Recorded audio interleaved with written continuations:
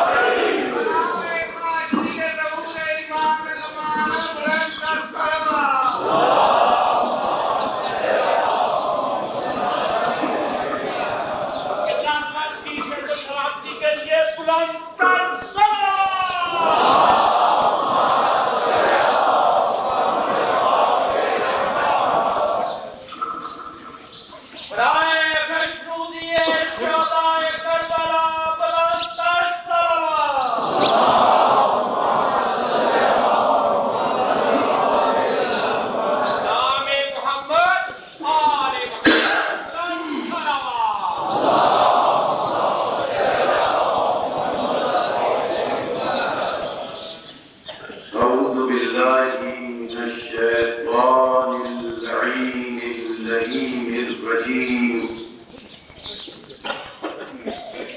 بسم الله الرحمن الرحيم الحمد لله ذي العز الشامخ المنيب ذي الجلال الباسط العظيم ذي الملك الفاخر القديم مالك الأملاك مفلك الأخلاق مسخر الشمس والقمر مكبر الليل والنهار مكبر النهار على الليل قاسم كل جبار عنيد مهلك كل شيطان مريد رب الجنة والناس رب العالمين جلت عظمته الصلاة والسلام على النبي الأمي العربي الهاشمي الطرشي المكي المدني الأقطعي المطلبي القاسم محمد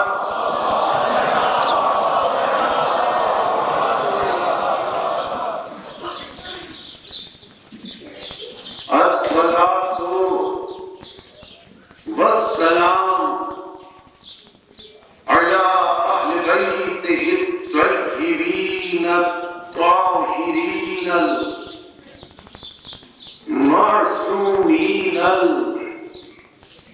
المظلومين المنتجبين المنتخبين المطهرين الذين أذهب الله عنهم الرجس وطهرهم تطهيرا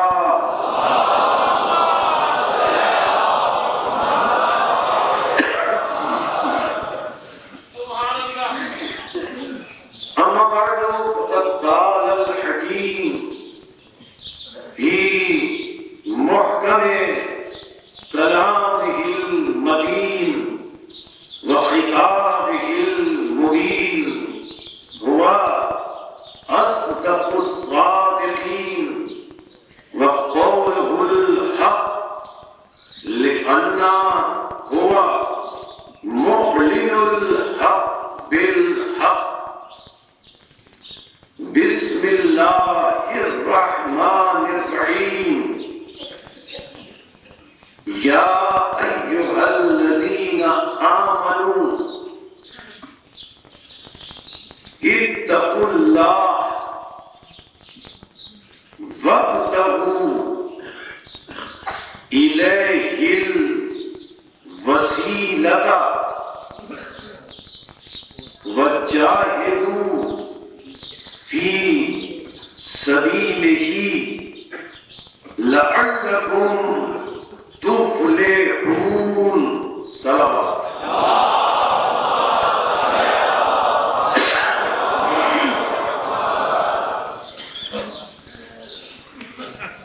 قرآن مجید کا 5واں سورہ سورہ مائدہ، اور سورہ مائدہ کی 35ویں آیت مبارکہ، اور گفتگو کا موضوع اس آیت واقعی ہدایت کے ذیل میں قرآن اور فلاح آخرت۔ اللہ نے ارشاد فرمایا یا ایھا الذین آمنوا، اے ایمان والو، اتقوا اللہ، اللہ کا تقوی اختیار کرو۔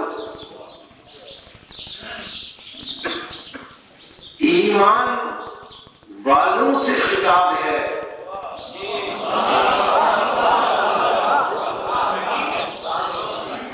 تقوی اختیار کرو۔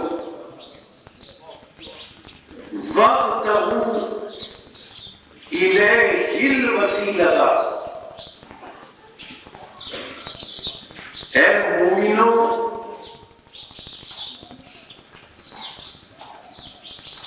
جب تم اتقوا اللہ کی منزلوں کو طے کر چکو، وابتغوا الیہ الوسیلۃ، پھر اللہ تک پہنچنے کے لیے کوئی وسیلہ تلاش کرو۔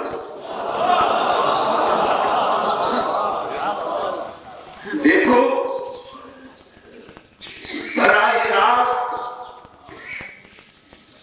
اللہ تک پہنچنے کی کوشش نہ کرو، وسیلے سے اللہ تک پہنچو۔ وجاہدوا فی سبیلہ، اور پھر اللہ کی سبیل میں جہاد کرو، لعلکم تفلحون، اگر تم ان باتوں کو اختیار کر لو گے، تفلحون، تو تمہیں آخرت میں فلاح، کامیابی مل سکے گی۔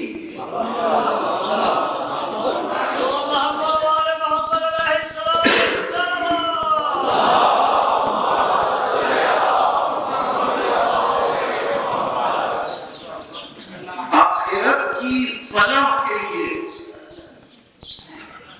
آخرت میں کامیابی کے لیے اللہ نے آیت میں 4 باتیں بیان فرمائی۔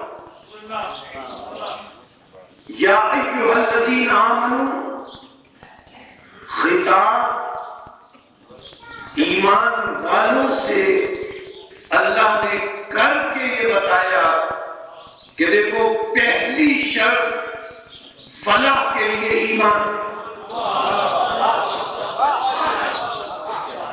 اور ایمان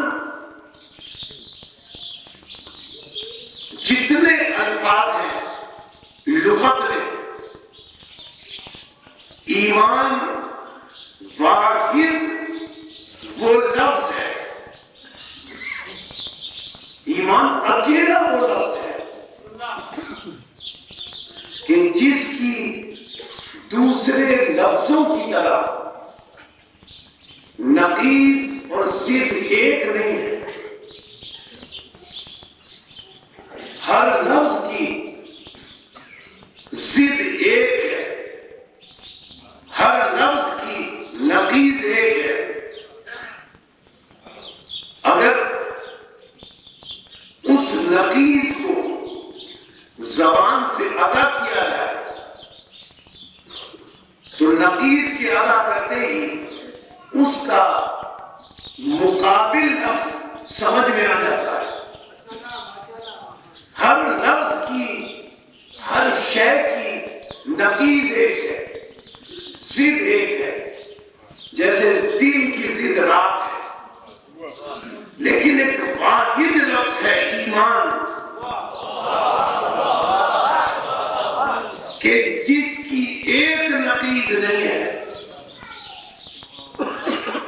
اکیلا لفظ ہے ایمان، جس کی ایک ضد نہیں ہے، بلکہ اگر ایک ضد ایمان کے مقابلے میں بولی جائے تو ایمان سمجھ میں نہیں آ سکتا۔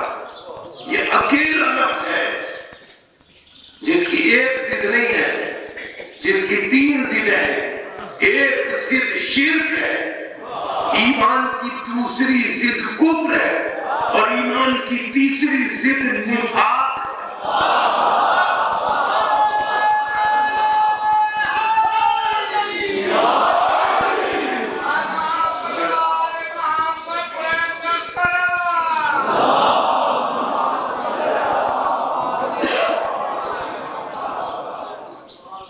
اس لیے کہ ایمان کے مقابلے میں اگر صرف شرک ضد ہوتی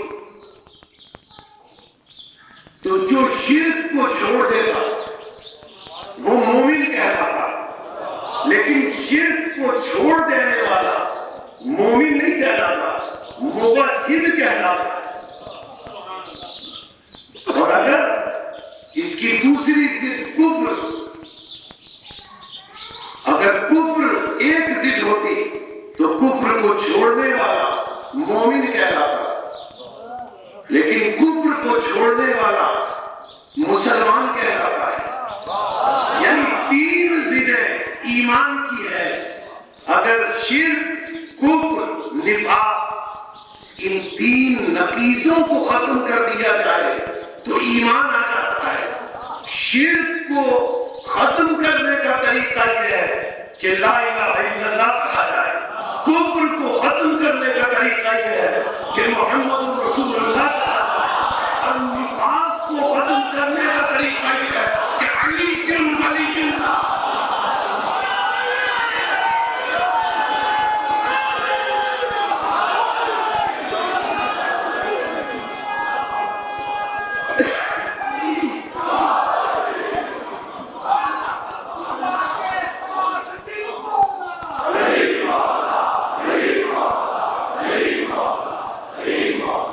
لغت کے اعتبار سے،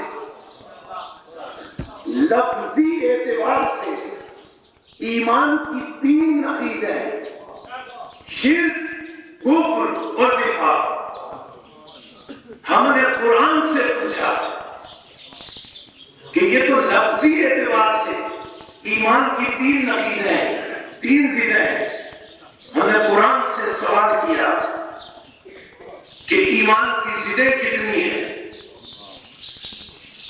ایمان کی نقیضیں کتنی ہیں؟ تو سورہ الحجرات قرآن مجید کا 49واں سورہ، اللہ کا ارشاد ہوا وَلَٰكِنَّ اللَّهَ حَبَّبَ إِلَيْكُمُ الْإِيمَانَ۔ لفظ ایمان، اے لوگوں، اللہ نے تمہیں ایمان کی محبت عطا کر دی، وَزَيَّنَهُ فِي قُلُوبِكُمْ، اور ایمان کی محبت سے اللہ نے تمہارے قلوب کو سجا دیا۔ اب ایمان کی نتیجے اللہ نے بیان فرمائے، وَكَرَّهَ إِلَيْكُمُ الْكُفْرَ وَالْفُسُوقَ وَالْعِصْيَانَ، اور اللہ نے تمہیں ایمان سے محبت عطا کی، اور اللہ نے تمہیں نفرت اور کراہت تمہارے دلوں میں پیدا کر دی، ایمان کی محبت عطا کی۔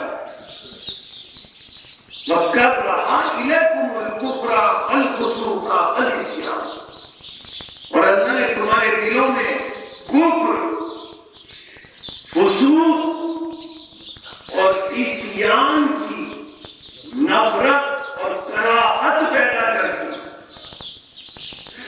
اولئک هم الراشدون. بس ہدایت یافتہ وہ ہے جن میں ایمان ہو اور کفر، فسوق اور عصیان ان تین سے نفرتیں ہو. وہی ایمان کی تین ضلع اور تین نقیضیں سورہ الحجرات میں بیان فرمائی. لیکن عجیب بات یہ ہے کہ آیت میں اللہ نے ایمان کا لفظ رکھا، ایمان، اور جب نقیضیں بیان کی تو لفظ رکھا کفر، فسوق، عصیان. آیت میں ایمان رکھا. ایمان مصدر ہے. مومن آیت میں نہیں ہے. آیت میں لفظ مومن نہیں ہے. مومن ہوگا تو لفظ مومن اسم فاعل ہے اور لفظ ایمان مصدر ہے. اسم فاعل کا مطلب یہ ہے کہ کبھی وہ یہ کام کرے، کبھی نہ کرے، کبھی اس فعل کو انجام دے، کبھی اس فعل کو انجام نہ دے. مومن نہیں کہا. ایمان مصدر ہے. مصدر آیت میں رکھ کر اللہ نے بتایا کہ دیکھو مصدر کا مطلب ہے مجسم ایمان، کل ایمان. یعنی اللہ نے لفظ ایمان رکھا اور کفر، فسوق، عصیان ان تین سے نفرت کا ذکر کیا. وہاں ایمان رکھا مصدر، یہاں کفر مصدر. یہاں کافر نہیں، کفر بل فسوق، فاسق نہیں، فسوق، عاصی نہیں، عصیان.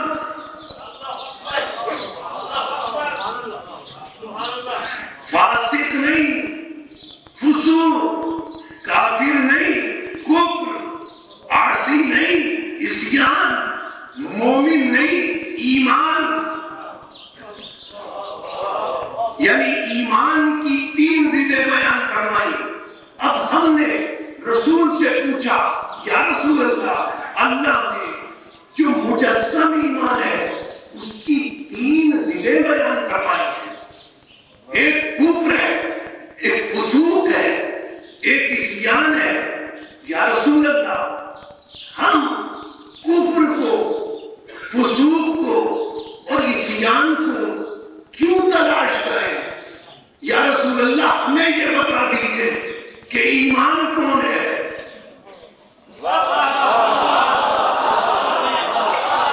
ہمیں یہ بتا دیجئے ایمان کون ہے.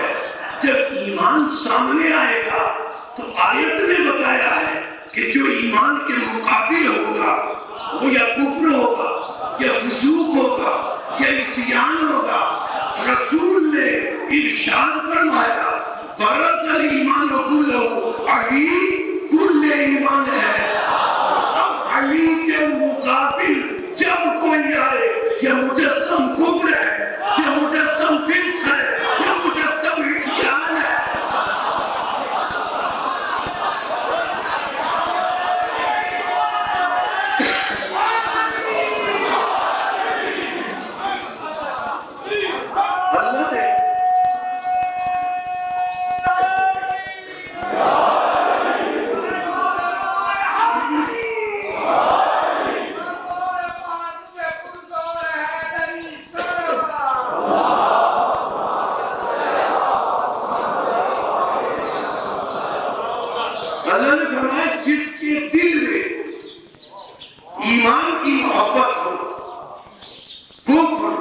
فسق عصیان اس کے دل میں نہیں رہ سکتا. اور پھر اللہ نے سند عطا فرمائی اولئک هم الراشدون، یہی تو وہ ہیں جو ہدایت یافتہ ہیں. راشدون، اچھا اب ذہن میں محفوظ رہے گا ہدایت یافتہ جس کے لیے لفظ قرآن نے استعمال کیا راشدون وہ ہیں جن میں ایمان ہے اور کفر فسوق اور عصیان جن کو ان سے نفرت ہے اور اس میں ایمان ہے وہ کون راشدون ہدایت یافتہ.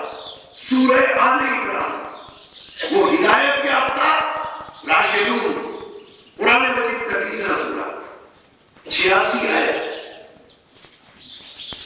اب اللہ نے فرمایا اب راشدون کا مقابل لفظ دیکھیے گا کیفا یہدی اللہ قوما کفروا بعد ایمانہم.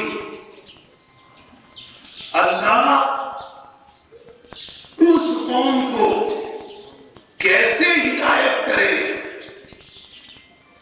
کفروا بعد ایمانہم کہ جو قوم ایمان لانے کے بعد کافر ہو گئی. پھر سورہ آل عمران آیت آگے پڑھی 89 آیت ان الذین کفروا بعد ایمانہم، جو لوگ ایمان لانے کے بعد کافر ہو گئے. ایمان لانے کے بعد صرف کافر نہیں ہوئے. آیت آگے بڑھی ان الذین کفروا بعد ایمانہم، جو لوگ ایمان لانے کے بعد کافر ہو گئے ثم ازدادوا کفرا، صرف ایمان لانے کے بعد کافر نہیں ہوئے ثم ازدادوا کفرا، پھر ان کا کفر بڑھتا ہی چلا گیا. پھر ان کا کفر بڑھتا ہی چلا گیا. اب اللہ نے ارشاد فرمایا لن تقبل توبتہم، یاد رکھو جو ایمان لانے کے بعد کافر ہو گئے اور جن کا کفر بڑھتا ہی چلا گیا لن تقبل توبتہم، سنو ان کی توبہ لن تقبل لا نہیں ہے لم نہیں ہے لا مانے بھی نہیں لم مانے بھی عربی میں نہیں ماں مانے بھی عربی میں نہیں لن مانے بھی عربی میں نہیں، لیکن لفظ لن حرف لن کی عربی میں خصوصیت یہ ہے کہ حرف لن جب نبی کے لیے آتا ہے تو اس نبی کا مطلب نبی ابد ہوتا ہے. نبی ابد یعنی کبھی ایسا ممکن نہیں ہے، کبھی ایسا نہیں ہو سکتا. اس کا ترجمہ ہوتا ہے لن تقبل، جو ایمان لانے کے بعد کافر ہو گئے لن تقبل توبتہم، یاد رکھو جن کا کفر بڑھتا چلا گیا لن تقبل توبتہم، یاد رکھو نبی ابد ہے، ان کی توبہ ہرگز قبول نہیں کی جائے گی. اولئک هم الضالون، اور یہی تو اصل میں گمراہ ہے. اب قرآن نے سورہ حجرات میں ایک راشدون بتایا اور سورہ آل عمران میں راشدون کے وزن پر ضالون. اللہ نے بتایا اصل ہدایت یافتہ رشد و ہدایت جن کے پاس ہے وہ کون ہے؟ جن کے پاس ایمان ہے، کفر، فسوق اور عصیان سے جنہیں نفرت ہے، اور ظالمون کون ہے؟ جو ایمان لانے کے بعد کافر ہو گئے، ثم ازدادوا کفرا، پھر ان کا کفر زیادہ ہوتا چلا گیا۔ یہ کون ہے؟ ظالمون۔ یہ ظالمون جو ہے یہ رفعی حالت ہے، پیش کی حالت ہے، رفع کی حالت، یعنی عربی میں رفعی کیفیت ہو تو ظالمون کہا جائے گا، اور اس کی حالت کثرت، حالت زیر، ظالمین، اس کا اسم فاعل مضل، مضل کی جمع مضلین۔ سورہ کہف قرآن مجید کا 18واں سورہ، مضلین کا لفظ دیکھیں، وہ راشدون، یہ ظالمون، اب مضل کا لفظ۔ سورہ کہف قرآن مجید کا 18واں سورہ، اللہ نے ارشاد فرمایا، عجیب آیت ہے، عجیب جز ہے آیت کا سورہ کہف کی۔ اللہ فرماتا ہے، ما کنت متخذا المضلین عضدا۔ ظالمون، مضل، ظالمین، مضلین، اللہ نے لفظ استعمال کیا مضلین کا۔ ما کنت متخذا المضلین عضدا، کسی قرآن کے مترجم کا ترجمہ پڑھنے، ہر ایک نے یہ ترجمہ کیا کہ اللہ فرماتا ہے، ما کنت متخذا المضلین عضدا، دیکھو میں اللہ اس سے مدد نہیں لیتا مضلین جو ایک لمحے کے لیے بھی گمراہ رہا ہو۔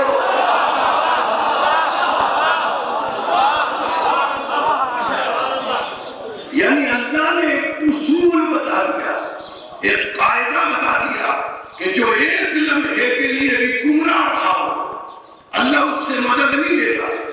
اب قرآن میں تلاش کر لیں، اللہ نے جس سے مدد لی ہوگی وہ کبھی گمراہ نہیں رہا ہوگا۔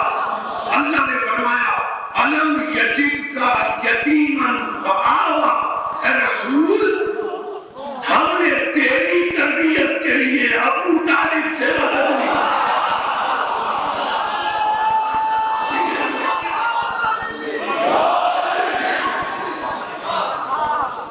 ایک بات عرض کرتا چلوں، رسول اکرم کی بعثت سے، جب رسول اکرم نے اعلان نبوت کیا، تاریخ میں یہ حقیقت موجود ہے کہ اعلان نبوت سے ختمی مرتبہ کی بعثت کے بعد تقریباً 13 سال حضرت ابو طالب علیہ السلام زندہ ہے۔ 13 سال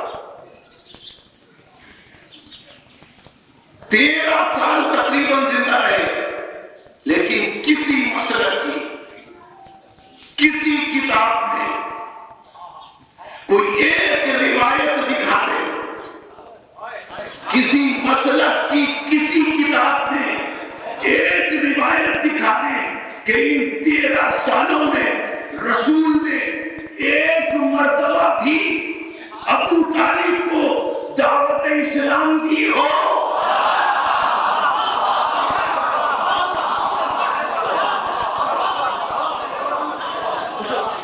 ایک روایت دکھا دیں کہ رسول نے ایک مرتبہ دی حضرت ابو طالب کو دعوت اسلام دی ہو، کوئی نہیں دکھا سکتا کہ رسول نے دعوت اسلام ابو طالب کو دی ہو۔ تو اسلام کی دعوت اسے دی جاتی ہے جو کافر ہو،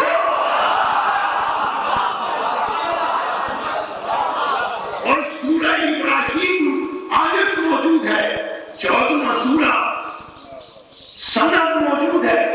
عرض کرتا چلوں حضرت ابو طالب کے لیے حضرت عبد المطلب کے لیے سند موجود ہے. سورہ ابراہیم 14واں سورہ. حضرت ابراہیم علیہ السلام اللہ کی بارگاہ میں دعا کرتے ہوئے ہاتھوں کو بلند کر کے کہتے ہیں. سورہ ابراہیم ہاتھوں کو بلند کر کے کہتے ہیں وَجْنُبْنِي وَبَنَيَّ أَن نَعْبُدَ الْأَصْنَامَ. حضرت ابراہیم اللہ کی بارگاہ میں عرض کرتے ہیں وَجْنُبْنِي وَبَنَيَّ أَن نَعْبُدَ الْأَصْنَامَ. اے میرے پروردگار مجھے اور میری نسل میری ذریت کو قیامت تک بت پرستی سے محفوظ رکھنا.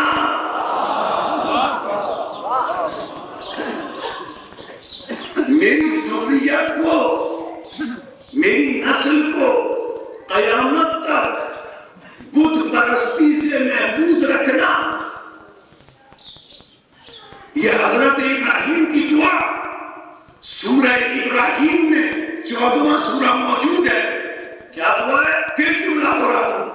یا اللہ مجھے میری نسل کو میری ذریت کو قیامت تک بت پرستی سے محفوظ رکھنا. اب سنیں وہ جملے جو حضرت ابو طالب نے رسول اکرم کا خطبہ نکاح پڑھتے ہوئے اپنی زبان سے ادا کیے. حضرت ابو طالب جملہ نکاح رسول پڑھتے ہوئے زبان سے ادا کرتے ہیں الحمد للہ الذی جعلنا من نسل ابراہیم ومن ذریت اسماعیل. حضرت ابو طالب نے بتایا تمام حمد اس اللہ کے لیے ہے جس نے ہمیں ابراہیم کی ذریت اور نسل میں قرار دیا. اور ابراہیم کہہ رہے ہیں کہ میری نسل قیامت تک بت پرستی نہیں کر سکتی.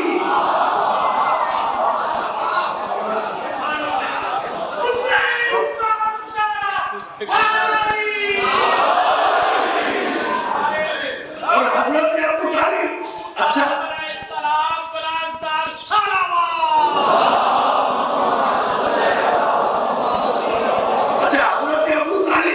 یہ جملہ کب استعمال کر رہے ہیں؟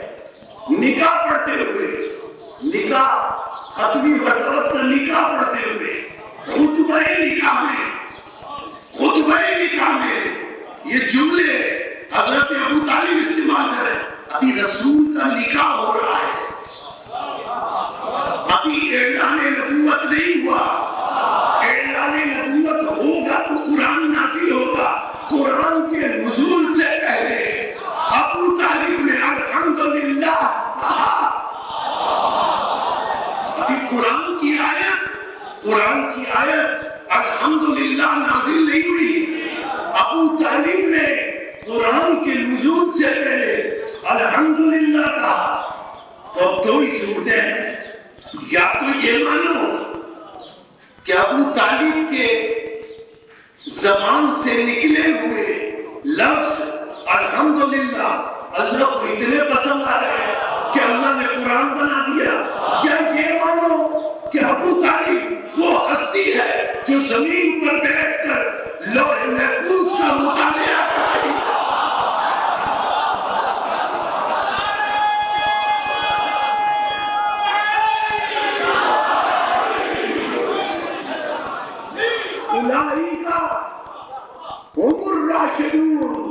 راشدون وہ ہے جن میں ایمان ہے. کفر فسوق اور عصیان سے جنہیں کراہت ہے جنہیں نفرت ہے. ضالون وہ ہے جو ایمان کے بعد اچھا ضالون کا حالت کسرا آپ جانتے ہیں ضالین ہے. غیر المغضوب علیہم ولا الضالین اچھا آیت میں سورہ حمد کی اس آیت میں لفظ غیر کا آنا غیر المقصود ہے. غیر کا آنا یہ مطلب ہے. اب لفظی ترجمہ لفظ غیر کا کروں لیکن آیت سورہ نحل قرآن مجید کا 16واں سورہ لفظ غیر کو دیکھیں تاکہ غیر المقصود اور ضالین کا غیر پتہ چل سکے کہ اس غیر کے معنی کیا ہے. سورہ نحل 16واں سورہ اللہ فرماتا ہے امواتن بتوں کا ذکر کرتے ہوئے اللہ فرما رہا ہے امواتن یہ بت مردہ ہے. اس کے بعد لفظ آیا غیر احیاء غیر کا لفظ آیا غیر احیاء یہ بت زندہ نہیں ہے. قرآن مجید ہے. اللہ نے جب فرمایا امواتن بت مردہ ہے میں سب کی سمجھ میں آ گیا کافی تھا لیکن یہ کلام اللہ کی بلاغتیں کلام اللہ کی فصاحتیں. اللہ نے فرمایا غیر احیاء پہلے فرمایا بت مردہ ہے پھر فرمایا غیر احیاء یہ زندہ نہیں ہے. وما یشعرون ایانا یبعثون اور انہیں تو یہ بھی پتہ نہیں ہے کہ یہ کب اٹھائے جائیں گے. پہلے اللہ نے فرمایا بت مردہ ہے اس کے بعد فرمایا زندہ نہیں ہے غیر ہے یہ احیاء کے غیر ہے. یا اللہ صرف مردہ کہنا کافی تھا تو نفس معصوم کے ذہن میں بات ہے کہ اللہ نے امواتن کے بجائے امواتن کے بعد صرف مردہ نہیں کہا بلکہ فرمایا غیر احیاء یہ زندہ نہیں ہے. اس کا مطلب کیا ہے؟ مطلب یہ ہے کہ اگر اللہ فرماتا امواتن یہ مردہ ہے تو اس کا مطلب تو یہ ہوتا کہ مردہ تو وہ ہوتا ہے جو پہلے کبھی زندہ رہا ہو.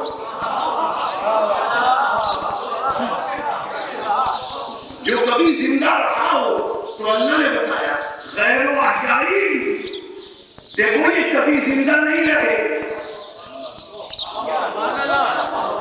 دیکھو یہ کبھی زندہ نہیں رہے یعنی اگر لفظ غیر آ جائے تو وہ ماضی کا احاطہ بھی کرتا ہے. اگر لفظ غیر آ جائے وہ مستقبل پر بھی محیط ہوتا ہے. غیر المغضوب یعنی یہ مغضوب کے غیر ہے یہ ظالم کے غیر ہے. اب مغضوب کے غیر کا مطلب ان پر کبھی نہ تو اللہ کا غضب نازل ہوا ہے نہ کبھی نازل ہوگا نہ یہ کبھی گمراہ رہے ہیں نہ یہ کبھی گمراہ ہوں گے. اب جسے قرآن سبق دے کہ نہ کبھی گمراہ تھے نہ کبھی گمراہ ہوں گے نہ کبھی غضب تھا ان پر نہ کبھی اللہ ان پر غضبناک ہوگا یعنی غیر کا لفظ ماضی پر بھی احاطہ کرتا ہے. غیر کا لفظ مستقبل پر بھی محیط ہوتا ہے یعنی اگر غیر آ جائے. اب دیکھیں رسول اکرم نے لفظ غیر استعمال کیا تاکہ ماضی کا احاطہ بھی ہو جائے مستقبل کا احاطہ بھی ہو جائے. غیر کا لفظ رسول نے استعمال کیا کہاں پر فرماتے ہیں لَأُوتِيَنَّ رَایَةَ غَدًا رَجُلًا کَرَّارًا. یا رسول اللہ صرف کرار کہنا کافی تھا. کرار کہتے ہی اسے ہے جو میدان میں جنگ کر لڑے.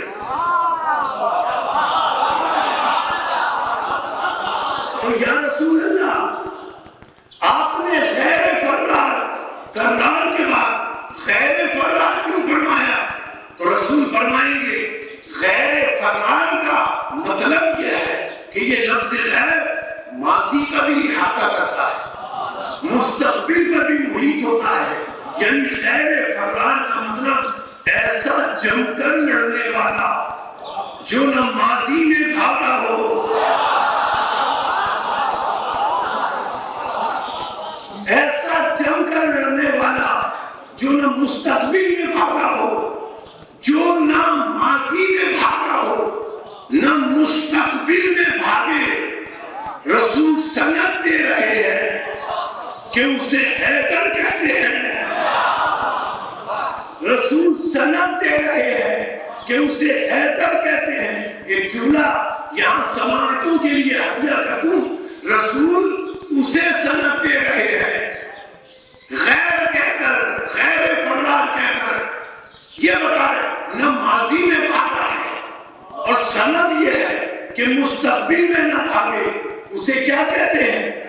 رسول کی زبان میں حیدر کہتے ہیں۔ شاید یہی وجہ ہے کہ نشان حیدر شہادت کے بعد دیا جاتا ہے، کسی زندہ کو نشان حیدر نہیں دیا جاتا، اس لیے نہیں دیا جاتا کہ کہیں یہ بعد میں بھاگ نہ جائے۔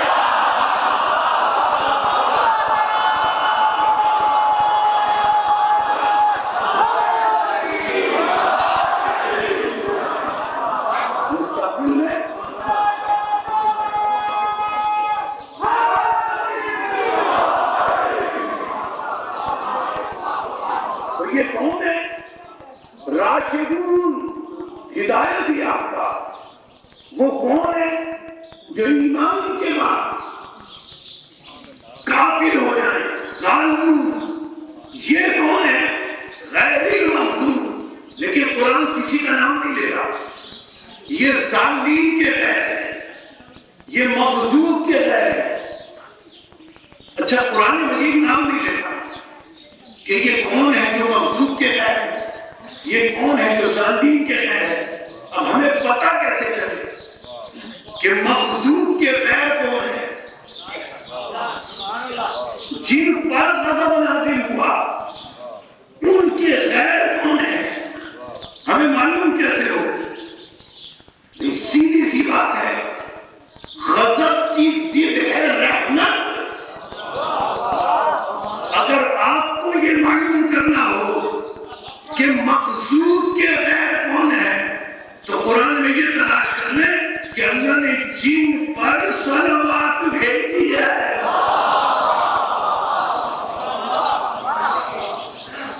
جن پر صلوات بھیجی ہے۔ سورہ احزاب، ان اللہ وملائکتہ یصلون علی النبی یا ایھا الذین آمنوا صلوا علیہ وسلموا تسلیما۔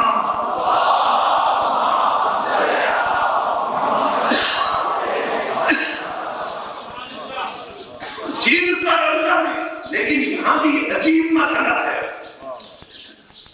جن پر اللہ نے صلوات بھیجی ہے وہ کون ہے؟ مغضوب کے غیر۔ وہ ہے جن پر اللہ کی رحمت ہے، جن پر اللہ کی صلوات ہے۔ لیکن آیت کو دیکھا گیا، سورہ احزاب کی آیت ہے، اور آیت میں لفظ کیا ہے؟ یہ بہت بڑا اعتراض اس پر کیا گیا کہ آیت میں لفظ ہے ان اللہ وملائکتہ یصلون علی النبی۔ اللہ نے فرمایا ہے کہ نبی پر صلوات۔ آل نبی کا لفظ ہے ہی نہیں آیت میں، آل محمد کا لفظ ہے نہیں آیت میں۔ ان اللہ وملائکتہ یصلون علی النبی، صرف نبی ہے۔ ایک تو رسول اکرم نے اس کا جواب دیا، مستند رسول کا فرمان ہے کہ رسول سے پوچھا گیا یا رسول اللہ ہم آپ پر صلوات کیسے پڑھیں؟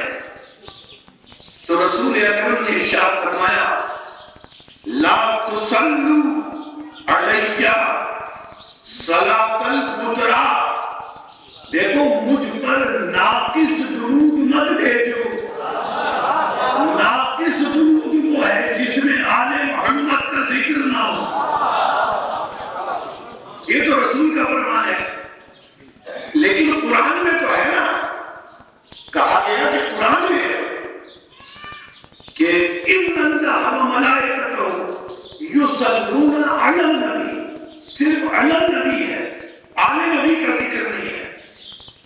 تو یہ تو رسول کا فرمان کہ میرے ساتھ میری آل پر بھی درود بھیجو.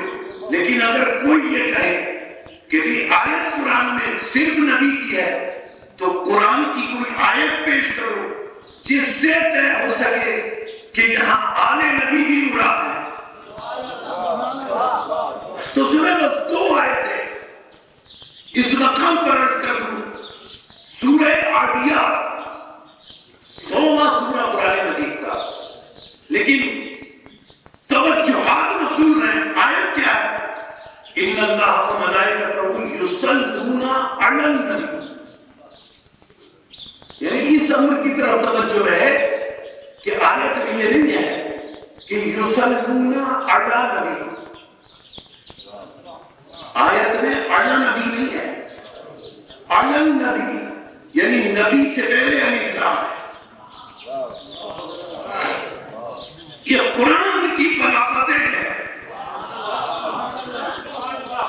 اگر علی نبی ہوتا تو صرف رسول مراد ہوتے.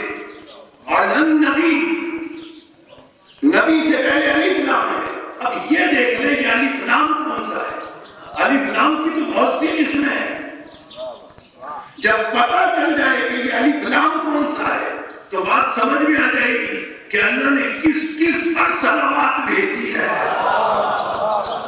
سورہ عادیات قرآن مجید کا 100واں سورہ. اب دیکھیں لفظ نبی نہیں ہے، النبی ہے. اب لفظ دیکھیں آیت کے. افلا یعلم اذا بعثر ما فی القبور. یہ آیت ہے. کیا وہ نہیں دیکھتا کہ جب تمام انسانوں کو قبروں سے آخرت میں اٹھایا جائے گا. افلا یعلم اذا بعثر ما فی القبور. فی القبور، فی قبور نہیں، قبور سے پہلے الف لام. اللہ فرماتا ہے قبروں سے اٹھایا جائے گا آخرت میں تمام انسانوں کو. یا اللہ یہ قبروں سے کیسے اٹھایا جائے گا؟ کچھ تو ایسے ہیں جنہیں مرنے کے بعد جلا دیا گیا، ان کی تو قبر نہیں ہے. کچھ ایسے ہیں جنہیں درندے کھا گئے، ان کی تو قبر نہیں ہے. کچھ کو مچھلیاں کھا گئی، ان کی تو قبر نہیں ہے.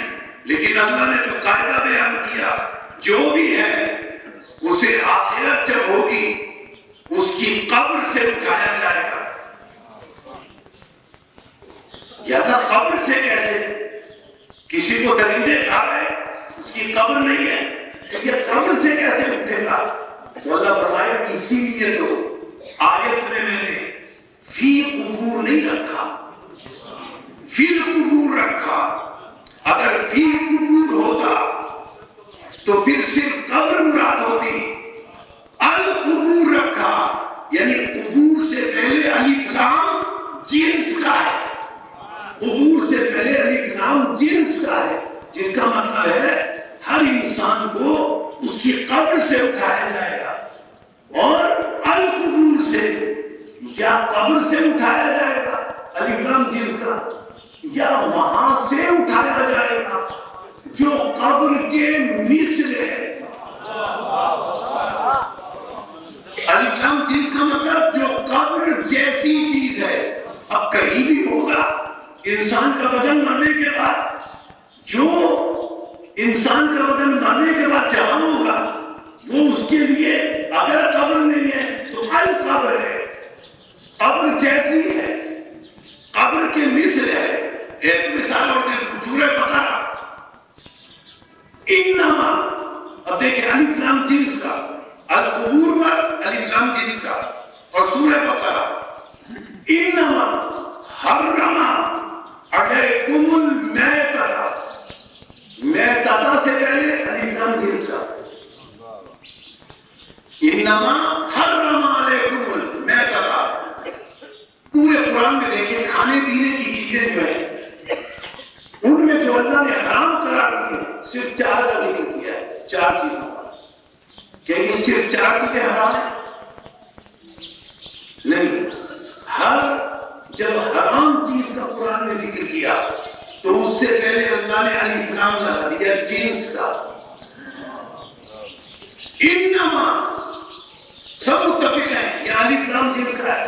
انما حرم علیکم المیتۃ. دیکھو تمہارے لیے میتۃ مردار حرام.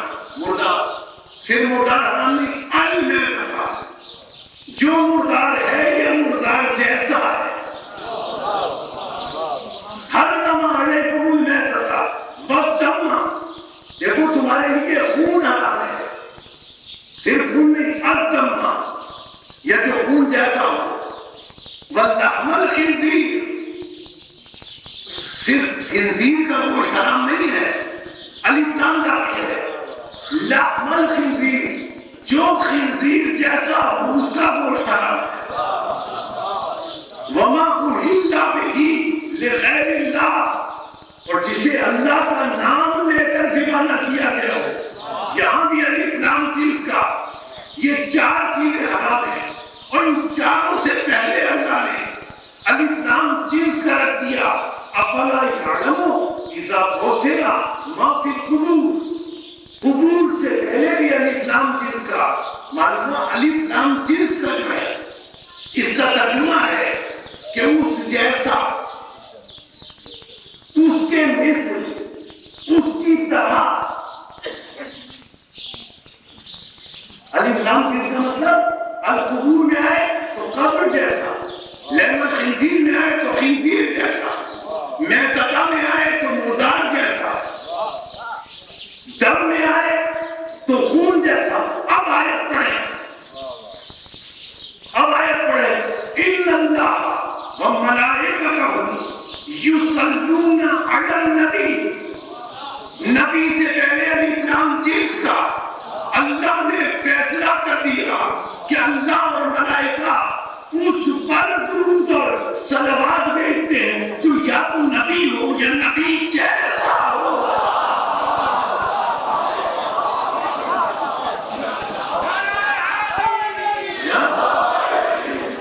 یا نبی ہو یا نبی جیسا ہو. عزیزوں، رسول آل محمد جیسے، آل محمد رسول جیسے، رسول ان جیسے ہے، ہم جیسے نہیں ہے.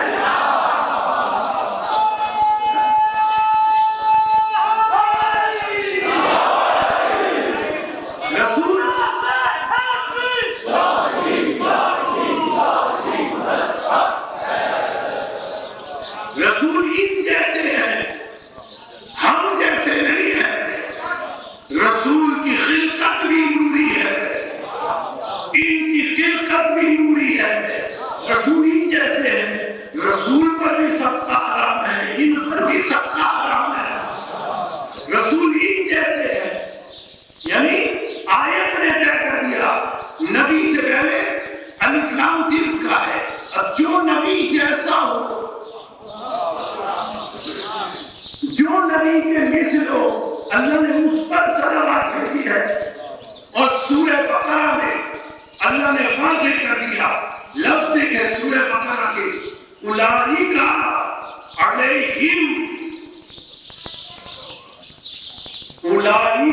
علیہم صلوات من ربہم. اللہ نے یہاں علیہم کہا،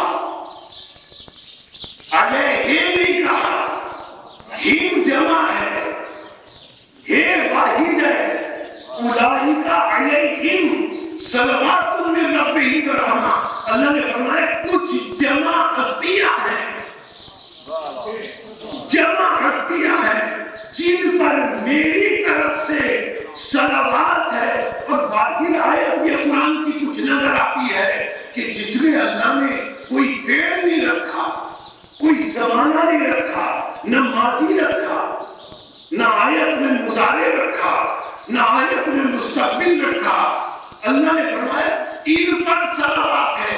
اگر ماضی کا فعل ہوتا تو یہ طے ہو جاتا کہیں پر ماضی سے صلوات ہے، حال کا سیغہ ہوتا تو یہ طے ہو جاتا کہیں پر زمانے حال سے صلوات ہے، لیکن اللہ نے نہ زمانے حال کا کوئی سیغہ رکھا، نہ زمانے مستقبل کا کوئی سیغہ رکھا، نہ زمانے ماضی کا کوئی سیغہ رکھا۔ اولئک علیہم صلوات من ربہم ورحمہ، اللہ نے فرمایا ان پر صلوات ہے، زمانے کی حدوں میں ان کی صلوات کو محدود نہیں کروں گا، جب سے یہ ہے تب سے صلوات ہے، جب سے یہ ہے تب سے صلوات ہے، یعنی یہ وہ ہے جن پر اللہ کی صلوات ہے۔ اور اب سیدھی سی بات ہے، واضح سی بات ہے، جب ان پر صلوات ہے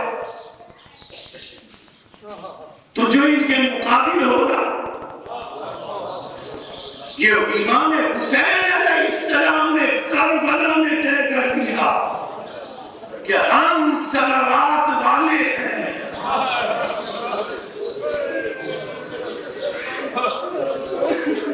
ہم صلوات والے ہیں تو پہچان لو ہمارے مقابلے میں کون ہے۔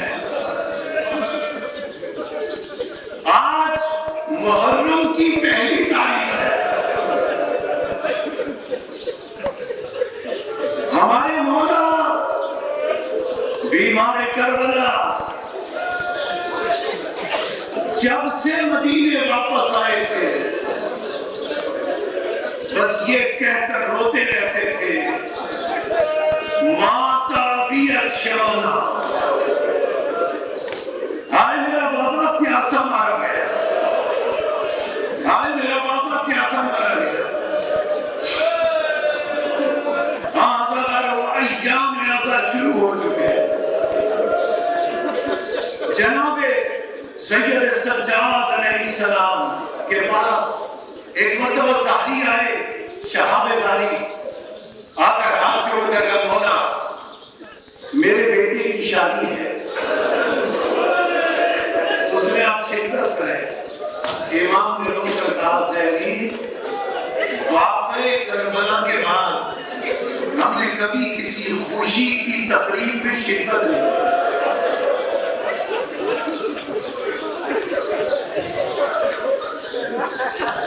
اب زہری ہاتھ جوڑ کر کہتے ہیں، زہری ہاتھ جوڑ کر کہتے ہیں، مولا آپ شادی میں نہ آئیں۔ آپ سمجھ گئے ترجمہ ہے، آپ کے ذہن میں میں تو دوڑا رہا ہوں، مولا آپ شادی میں نہ آئیں۔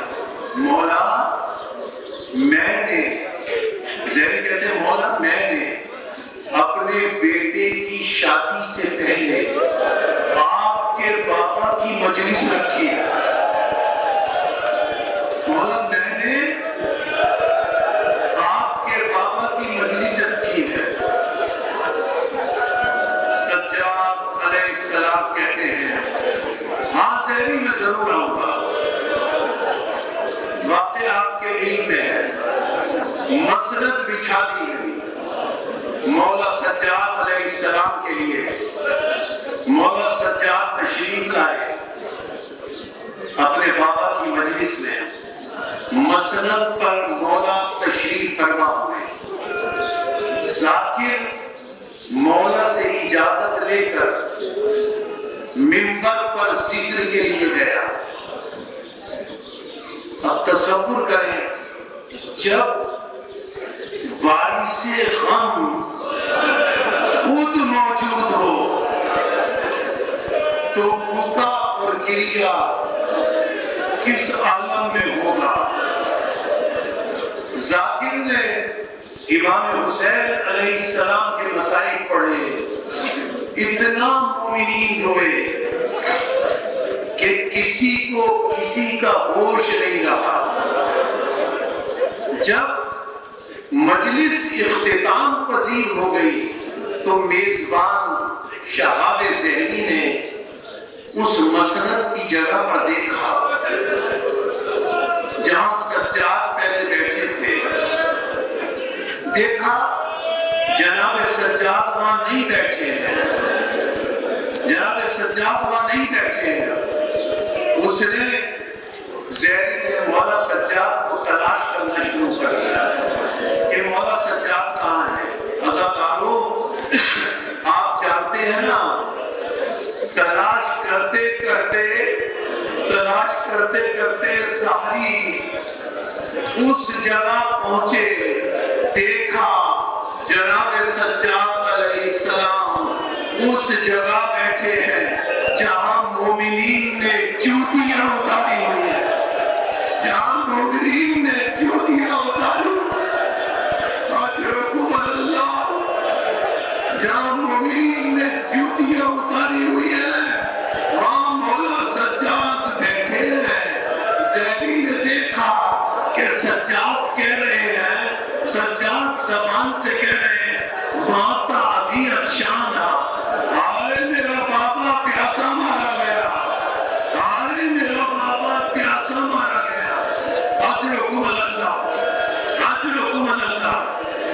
ہاں عزادارو، جناب سجاد علیہ السلام کے پاس زیدی پہنچے اور زیدی نے پہنچ کر جناب سجاد علیہ السلام سے کہا، مولا آپ یہاں بیٹھے ہیں، مسلب سے اٹھ کر کیوں تشریف لے آئے؟ قیامت کا جھولا ہے، عزادارو قیامت کا جھولا ہے۔ امام سجاد علیہ السلام کہتے ہیں، زیدی تو صرف مجھے دیکھ رہا ہے، زیدی تو صرف مجھے دیکھ رہا ہے، زیدی تو صرف مجھے دیکھ رہا ہے۔ زیدی میں یہ دیکھ رہا ہوں کہ دادی فاطمہ زہرا کہاں بیٹھی ہے، میں یہ دیکھ رہا ہوں کہ پھوپھی زینب کہاں بیٹھی ہے۔ آپ عزادارو، بس ایام عزا کا آغاز ہے، لیکن چند جملے عرض کر دوں۔ ہاں عزادارو، امام باڑے سج گئے ہیں، پتہ نہیں آج یہاں پہلی مجلس ہے، مقدس امام باڑہ میں پہلی مجلس ہے، پتہ نہیں جناب فاطمہ زہرا کہاں بیٹھی ہے، پتہ نہیں جناب زینب کہاں بیٹھی ہے، پتہ نہیں جناب سکینہ کہاں بیٹھی ہے۔ ہاں، اور کون ایک بھی اور پتہ نہیں مدینے کی بیمار سہرا کہاں بیٹھی ہے، مدینے کی بیمار۔ ہاں عزادارو، تیاری ہے نا 28 رجب کو مدینے سے چلنے کی، جناب فاطمہ سہرا پتہ نہیں کہاں بیٹھی ہوئی پرسہ لے رہی ہے۔ ہمارا سلام فاطمہ سہرا پر، ہمارا سلام جناب زہرا پر، ہمارا سلام جناب زینب پر۔ آپ عزادارو، 28 رجب کو بس چند جملے، 28 رجب کو جب یہ قافلہ چلنے لگا، مدینے سے جب یہ قافلہ چلنے لگا، امام حسین علیہ السلام نے ام البنین کو رخصت کیا، حضرت ام سلمہ کو رخصت کیا۔ جب قافلے کے چلنے کا وقت آیا اور امام حسین گھر سے دروازے سے نکلنے لگے، دیکھا امام حسین علیہ السلام نے کہ جناب سغرا دروازے پر پردے کو تھامے کھڑی ہے، جناب فاطمہ سغرا پردے کو تھامے کھڑی ہے۔ امام حسین علیہ السلام نے سینے سے لگایا، شفقت سے سغرا کے سر پر ہاتھ پھیرا، باہر تشریف لائے۔ حضرت عباس علیہ السلام سے کہا، بھیا بس چلنے کی تیاری کرو، قافلہ چلا، قافلہ چلا۔ اچھا، قافلے کی ترتیب آپ جانتے ہیں، ترتیب یہ تھی، قافلے میں جب مدینے سے روانہ ہوا ہے تو سب سے آگے امام حسین علیہ السلام، امام حسین علیہ السلام کے عقب میں امام حسین علیہ السلام کے انصار اور اصحاب تھے. ان کے عقب میں سامان سفر کے اونٹ ناکے تھے. سامان سفر کے ناکوں کے پیچھے اونٹوں پر ہودج میں پردوں میں اہل حرم سوار تھے اور ان اہل حرم کے چاروں طرف جوانان بنی ہاشم ہاتھوں میں تلوار لیے چل رہے تھے. اور ایک بات اور لکھی مقبل نے کہ سب سے پیچھے حضرت عباس تھے. جب قافلہ اس شان سے آگے بڑھ رہا تھا تو ایک مرتبہ حضرت عباس نے آواز سنی کہ پیچھے سے آواز آ رہی ہے محلن محلن یا ابھی. بابا ذرا دیر ٹھہر جاؤ, بابا ذرا دیر ٹھہر جاؤ, بابا ذرا دیر ٹھہر جاؤ. حضرت عباس نے پیچھے مڑ کر دیکھا فاطمہ صغریٰ دادی کا ہاتھ تھامے ہوئے تیزی سے آگے بڑھنے کی کوشش کر رہی ہے اور زبان پر جملہ یہ ہے بابا ذرا ٹھہر جاؤ, بابا ذرا ٹھہر جاؤ. حضرت عباس جو قافلے میں پیچھے تھے سب سے پہلے انہوں نے فاطمہ صغریٰ کی آواز سنی, تیزی سے گھوڑا دوڑایا, قافلے کے آگے امام حسین کے پاس پہنچے, ہاتھ جوڑ کر مولا حسین سے کہا مولا فاطمہ صغریٰ آ رہی ہے, مولا فاطمہ صغریٰ آ رہی ہے, آقا زادی آ رہی ہے. ہاں عزادارو, امام حسین واپس آئے, اپنے گھوڑے سے اترے, صغریٰ کے سر پر شفقت سے ہاتھ پھیرا, سینے سے لگایا, بیٹی میں نے تو تجھے رخصت کر دیا تھا, بیٹی اب کیوں آئی ہے؟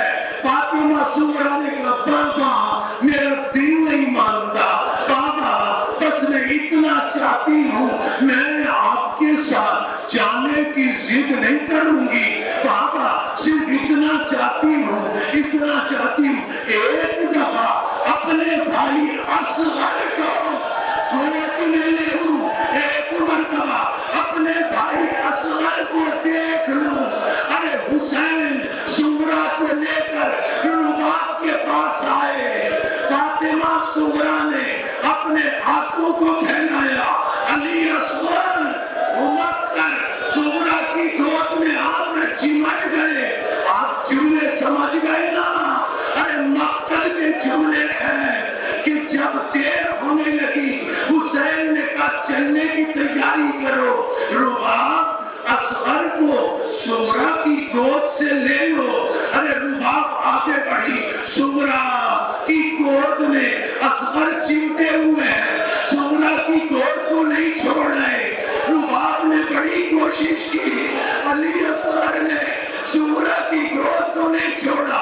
اب کلثوم آگے بڑھی, ہاتھ بڑھا کر کہا ارے بیٹا اصغر آجا, اب جناب کلثوم کے پاس بھی اصغر نہیں گئے. اب زینب آگے بڑھی, آگے بڑھ کر ہاتھوں کو پھیلایا, اصغر زینب کی گود میں آجا. اصغر نے صغریٰ کی گود کو نہیں چھوڑا. اب حسین نے جب یہ دیکھا تو امام حسین فاطمہ صغریٰ کی طرف بڑھے.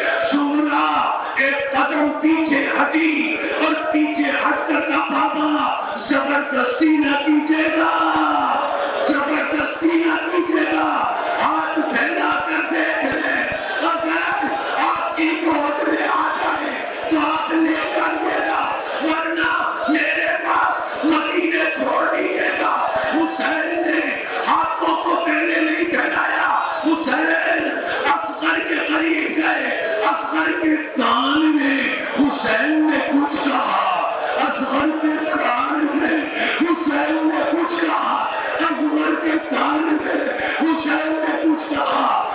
عمر نے سورا کی گود کو چھوڑا، مولا کی گود میں آ گئے. پتہ نہیں حسین نے اصغر کے کان میں کیا کہا، لیکن ہمارا دل کہتا ہے کہ حسین نے کہا اصغر تو مدینے میں رہ رہا